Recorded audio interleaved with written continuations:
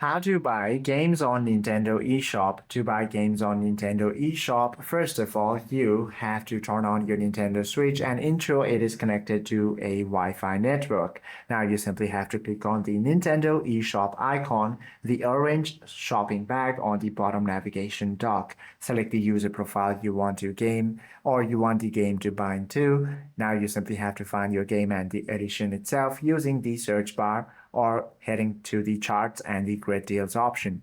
Now you simply have to click on the game you want to buy to open its product range, then review the available options and then tap the proceed to purchase. You simply have to choose your payment methods and then you can also redeem the gold points for a discount.